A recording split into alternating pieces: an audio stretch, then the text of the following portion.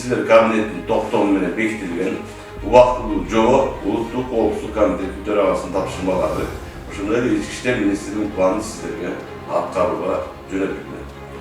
жөнөтүлгөн укуктук документтерди дыкат карап, маселенин түпкүрүнөн түшүнүп, шаар, облус жана райондордун аймактарында ыкчам иш-чараларды алып барыңыздар.